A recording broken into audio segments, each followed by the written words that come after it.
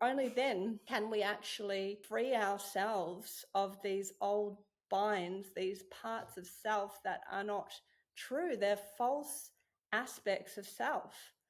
So the false aspects of self are these limiting beliefs. So when we clear those out, we're no longer limited. We are unlimited. Our potential is unlimited. Hi everyone, it's been quite a while since I've done any recordings. My friends have probably been wondering where I have been, and I've been doing quite a lot of internal work and needed a lot of time out. I've been doing lots of painting as well, but I'm definitely feeling the call to get back out in the world, and I'm super pumped to be starting my new series and can't wait to share more and bring in lots of creatives and spiritual folk. I'm feeling quite renewed and refreshed despite the roller coaster of energies that we are going through this year. It's really a very different year from day dot. It feels like it's been a minute, and then it feels like it's been an eternity.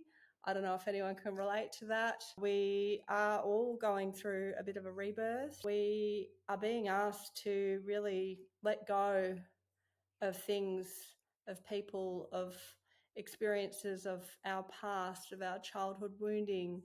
It's really like a deep purification that we're all going through. So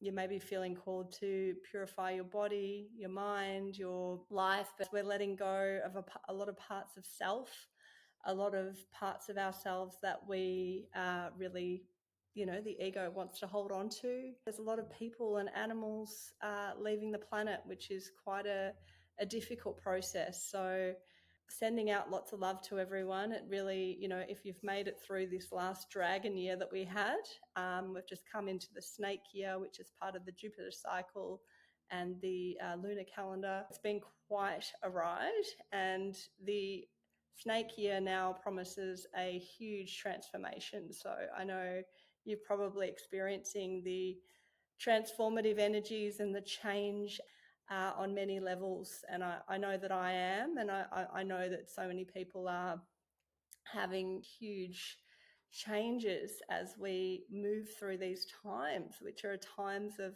really big timeline shifts. We are going into a whole new world, a new paradigm, if you like, and in the external world, it does look a very doom and gloom. There is a lot of despair and difficulty, and it is difficult. And, if you can do something to help, absolutely do so. But it is also important to be mindful where we put our energies, where we put our attention, our consciousness. We are electromagnetic beings, and we are constantly sending and receiving energy. So if you're putting all your energy into your phone, it's not being utilized to create a new future. You maybe are spending too much time on there. A lot of people are, but basically the more we can spend our energy creating the new world that we want, rather than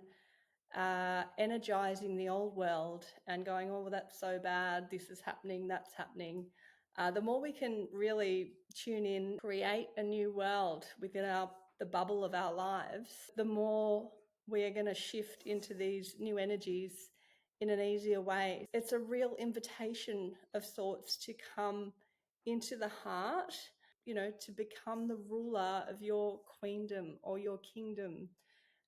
We are being asked to be courageous, because every single thought, every action, everything that happens in life on a macro and a micro scale are choices, they're decisions. We are fully responsible for everything that's ever happened to us. And that, you may say, oh, well, hang on. Some things we do maybe have contracts with on a spiritual level, where we've chosen to have certain experiences. They are often come with gifts. There's always a gift in every tier, in every difficulty that we go through. There's always something that is helping us grow and shift on a greater level, and it is quite hard to see from a human perspective sometimes. As we move into our heart and lead our lives, becoming the creators rather than the victims, the more we can honor the choices. So every choice is either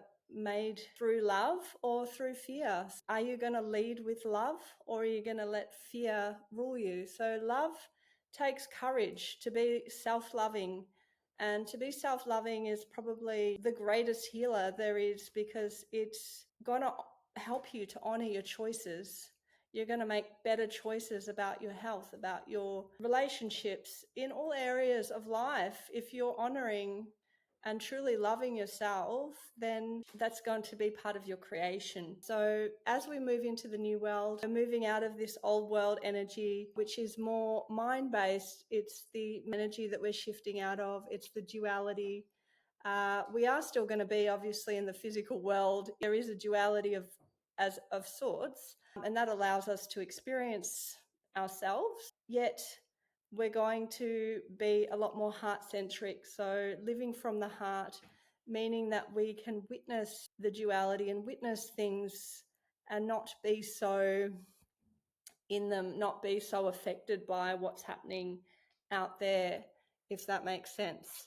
So we're moving far more into these feminine energies, and with that, there is that real need to surrender, moving more into an intuitive way of being. So rather than allowing things, which is still a type of control, there's a deeper call to actually surrender and just completely let go, which is quite difficult for the ego, so that can only happen through the heart, through dropping more into the heart, moving into a state of trust, trusting that the universe has your back, that everything is happening for you. And through, although the world seems to be in chaos, chaos energy is actually a feminine energy. It is, things are being created and things are coming together. And the world that we are creating, the world that I'm creating, I know it's amazing. It's like there's so much good, but to get there, there's been a lot of healing needed. I've needed to heal inner child wounds so that I can live true to my heart rather than guided by old mental programs. So when we have these things that have occurred, these traumas through our childhood, which we all have had, if they affect us on a level where it affects our filters, the way we see the world, the more we can heal those aspects and clean out the core wounding, then we can make choices and moves in our lives that are not limited by fear. We've cleared out those aspects of self, and we are able to take the reins of our lives and live in a multidimensional way through our hearts rather than the mind, these fear-based beliefs that we've taken on through our experiences, because the trauma really isn't what occurred. And it could have just been something someone said as a child, and then we keep drawing experiences that are similar throughout our lives to help us to heal. That's why we keep drawing these experiences in, because it's like we have this wound that is like attracting like. So when we can actually heal that and come into a state of self-forgiveness, come into that state of love and compassion and rewrite the story, only then can we actually free ourselves of these old binds, these parts of self that are not true. They're false aspects of self. So the false aspects of self are these limiting beliefs. So when we clear those out, we're no longer limited. We are unlimited. Our potential is unlimited. So step into your courage, into being a queen and a king, and choose yourself and do that healing work, whether it's with someone or whatever it takes. But self-love is key. Coming into the heart and witnessing self and listening to the intuitive self is truly key. I'm really, feeling very positive about all the shifts that are coming through, despite the difficulties in the world and how it all looks. There is this whole shift to moving to ownership of our lives and responsibility, becoming the authors, the creators, of our lives, and knowing that we can change things rather than complaining, you can be constructively shifting things. Okay, instead of complaining, what can I do to change this? There's a real call to slow down and really be with self, because the energies are getting faster. We really need to slow ourselves down to balance the scales, so to speak.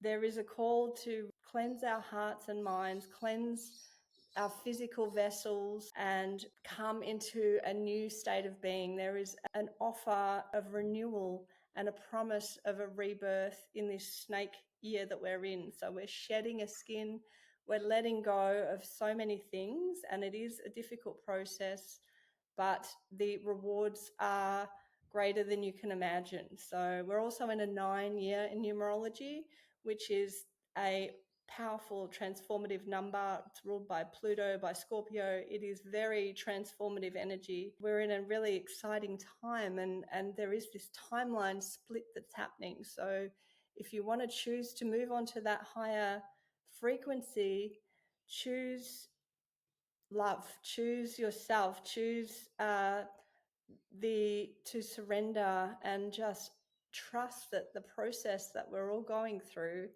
is taking us somewhere really amazing. There's so much cool stuff on the other side of it all. Yeah, I'm excited.